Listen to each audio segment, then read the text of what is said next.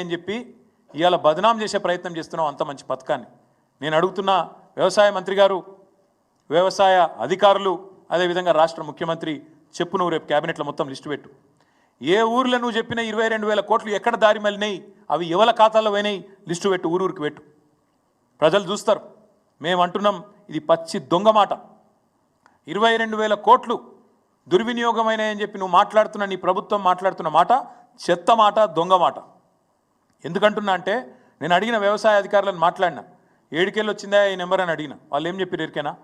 Sir ఏం లేదు sir, ఇప్పుడు పత్తి రైతుంటాడు, కంది రైతుంటాడు, చెరుకు రైతుంటాడు, పసుపు రైతుంటాడు, పోడు భూములు చేసుకునే రైతులు ఉంటారు. వీళ్ళెవ్వరికి కూడా రెండో పంట వండదు సార్. ఆ రెండో పంట ఏదైతే పండలేదో దాన్ని కూడా ఇళ్ళకే నూకినాం అంతా కలిపి. రెండో పంట పండకపోయినా మీ ప్రభుత్వం ఉన్నప్పుడు మీరేం చేసిండ్రు? ఎందుకంటే పత్తి రైతు 8-9 నెలల పంట, అది మిర్చి రైతు 8-9 నెలల పంట, కంది రైతు 8 నెలల పంట. రెండో పంట వేసేందుకు అవకాశం లేదు. పసుపు, చెరుకు, అట్లాగే పోడు, వీళ్ళెవ్వరు కూడా రెండో పంట వేసుకునే ఆస్కారం లేదు. అయినా రైతు మంచిగా ఉండాలన్న ఉద్దేశంతో మా ప్రభుత్వంలో ఆనాడు మేము వాళ్ళందరికీ రెండో పంటకు కూడా పైసలు వేసినాం. పత్తి 44 లక్షలలో వండుతుంది, 44 లక్షల ఎకరాలలో వండుతుంది. కంది 7-8 లక్షల ఎకరాల్లో వండుతుంది. మిర్చి 6-7 లక్షల ఎకరాలు వండుతుంది. అదేవిధంగా మన చెరుకు, అదేవిధంగా పసుపు 2.5-3 లక్షల ఎకరాలు వండుతుంది ఇవాళ తెలంగాణలో. మరి వీళ్ళందరికీ రేపు ఎగ్గొడతావా? మరి వాళ్ళు ఏమి ఇవ్వాలి ప్రమాణపత్రం? నువ్వు అడిగినట్టు అసలు ఎందుకు ఇవ్వాలి ప్రమాణపత్రం?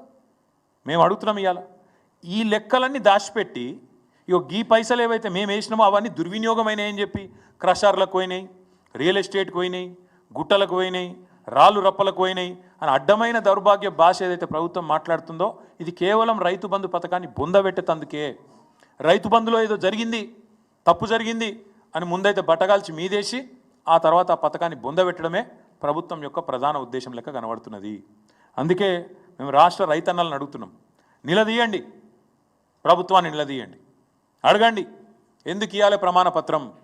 నేను పెట్టిన కదా ప్రజాపాలనల దరఖాస్తు, ఏడవైంది నా దరఖాస్తు అని అడుగుండ్రి. 1,06,00,000 మంది దరఖాస్తు పెట్టిండ్రు ప్రజాపాలనలో. మరి మొత్తం వివరాలు నీ ప్రభుత్వం కాడ ఉండాలి కదా. మరి ఎక్కడ పోయినాయి ఇప్పుడు ఆ వివరాలని? మళ్ళీ ఎందుకు అడుగుతున్నావు? ఎన్నిసార్లు అడుగుతావు? ఇప్పటికే 12 సీజన్లు కేసీఆర్ ప్రభుత్వం వేసింది కదా రైతు బంధు. మరి ఆ ఖాతాలన్నీ నీ దగ్గర ఉన్నాయి కదా. 70 లక్షల మంది ఖాతాలు నీ కాడున్నాయి. 80,000 కోట్లు ఆల్రెడీ ఖాతాలలో పడ్డాయి. వాళ్ళు ఎవరో నీకు ఎరికే, వాళ్ళ సర్వే నెంబర్ ఎరికే, వాళ్ళ మొత్తం విస్తీర్ణం ఎంత, పొలం ఎంత, ఎవరికి ఎంత ఉన్నది అన్నీ తెలుసు నీకు. తెలిసి కూడా ఇవాళ మళ్ళొక్కసారి నువ్వు ఈ ప్రయత్నం చేస్తున్నావు అంటే ఖచ్చితంగా ఇవాళ కటింగులు పెట్టేందుకు, ఎగ్గొట్టేందుకే అనేది స్పష్టంగా కనబడతా ఉన్నది. అందుకే మేము రైతులను అంటా ఉన్నాం, నిలదీయండి ప్రభుత్వాన్ని, అడగండి. ఏమడగండి? ఈ పోస్టర్లు ఊరూరా వేస్తాం. ప్రభుత్వం ఇప్పటి వరకు ఎగ్గొట్టింది, ఈ ప్రభుత్వం వచ్చినాక ఎగ్గొట్టింది ఒక్కొక్క రైతుకు మొత్తం అందరు రైతులకు కలిపితే దాదాపు 26,500 కోట్ల రూపాయలు. పోస్టర్లు ఊరూరా వేస్తాం. చెప్పు సమాధానం. ఒక్కొక్క రైతుకు నువ్వు చెప్పిన ప్రకారం ఏమన్నావు? నువ్వు అన్నాడు డిసెంబర్ 3కు ముందు తీసుకుంటే 5,000, డిసెంబర్ 3 తర్వాత తీసుకుంటే 7,500 ఎకరానికి. ఇది రేవంత్ రెడ్డి చెప్పిన మాట. వేసినావా మరి 7,500 చొప్పున? ఒక్కలకన్నా పడ్డదా ఈ రాష్ట్రంలో? అందుకే మేము అంటున్నాం, ఒక్కొక్క రైతుకు ఒక్కొక్క ఎకరానికి నువ్వు పడ్డ బాకీ 17,500 రూపాయలు. ఒక ఎకరానికి బాకీ 17,500.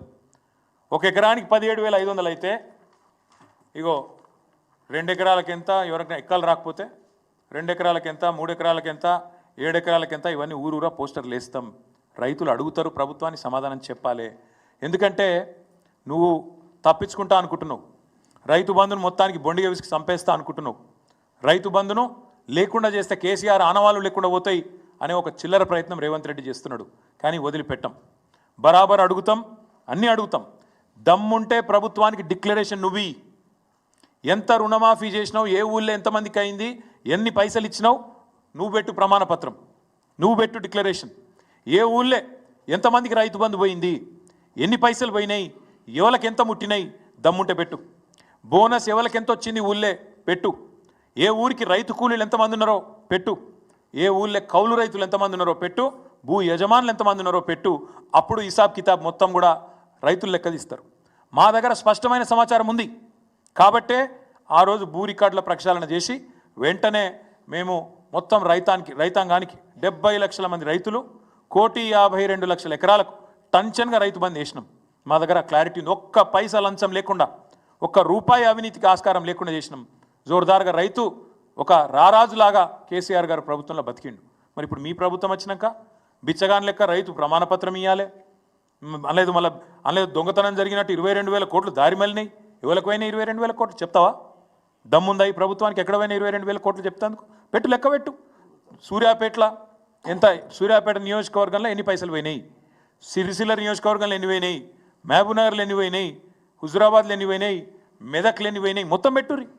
ఏ ఊరికి ఆ ఊరు పెట్టి లెక్క. అప్పుడు మొత్తం రాష్ట్ర రైతాంగం తీస్తుంది, హిసాబ్ కితాబ్ మొత్తం తీస్తుంది. ఎవరు దొంగలు, ఎవరు ఏంది, ఎవరు కాంగ్రెస్ వాళ్ళ మాటలేంది, ఇప్పుడేం జరుగుతున్నది విలేజ్ వైజ్ పెట్టండి, గ్రామాల వారీగా పెట్టండి, గ్రామ పంచాయతీ కాడ పెట్టండి. అవసరమైతే ప్రతి గ్రామంలో రైతు వేదిక ఉంది, రైతు వేదికల కాడ పెట్టండి. మేము ఈ ప్రభుత్వాన్ని డిమాండ్ చేసేది పిచ్చి పిచ్చి వేషాలు, పిచ్చి పిచ్చి ఆలోచనలు చేయకుండా స్పష్టంగా ఈ కొత్త దరఖాస్తులు మళ్ళా ప్రమాణ పత్రాలు రాసియాలే అనే పనికిమాలిన ఆలోచనలు బంద్ చేయండి. మొత్తంగా మీరే ఈ ప్రజాపాలన పేట తీసుకున్న దరఖాస్తులు మీ కాడ ఉన్నాయి, కొత్తగా తీసుకునే అవసరం లేదు. అందులో స్పష్టంగా రాసింది రైతు భరోసా కూడా తీసుకుంటున్నామని. మరి మళ్ళెందుకు తీసుకుంటున్నారో చెప్పండి. దమ్ముంటే ప్రభుత్వం గ్రామ పంచాయతీల వారీగా లిస్టు పెట్టాలి. గ్రామ పంచాయతీల వారీగా లిస్టు పెట్టు. ఏ ఊళ్ళో రుణమాఫీ ఎంత అయింది, రైతు బంధు ఎంతమందికి వచ్చింది, కౌలు రైతులు ఎంతమంది ఉన్నారు, భూ యజమానులు ఎంతమంది ఉన్నారు, రైతు కూలీలు ఎంతమంది ఉన్నారు, దుర్వినియోగం ఏ ఊళ్ళో ఎంత అయింది అది కూడా పెట్టు, చూస్తాం. అది కూడా సూర్యాపేటలో ఎంత అయింది, సిరిసిల్లలో ఎంత అయింది, ఏ జిల్లాలో ఎంత అయింది, దుర్వినియోగం జరిగింది అంటున్నావు కదా, వాళ్ళ సంగతి చెప్పు. అదేవిధంగా లబ్ధిదారులు ఎవరు దుర్వినియోగం చేసిండో కూడా పేరు పెట్టు. ఫలానా ఊళ్ళే ఫలానా ఎల్లయ్య చేసిండు, ఆయన పేరు పెట్టు. మొత్తం ఊరు చూస్తుంది. ఇక ఆయన పైసలు తిన్నడా లేదా, ఆయనకు పొలం ఉన్నదా లేదా, ప్రభుత్వం తప్పు మాట్లాడుతుందా, నువ్వు తప్పు మాట్లాడుతున్నావా, రైతు తప్పు మాట్లాడుతుందా. ఇలా రైతులను బదనాం చేసే ప్రయత్నం, రైతులను దొంగలుగా చిత్రీకరించే ప్రయత్నం, ఏదో ప్రజల సొమ్ము రైతులు తిన్నట్టు ఇవాళ చేస్తున్న దిక్కుమాలిన ప్రయత్నం ఏదైతుందో దీన్ని ఎంతమాత్రం మేము సహించం. రైతులను బిచ్చగాళ్ళుగా, యాచించే వాళ్ళుగా ఈరోజు మేము అనట్లేదు.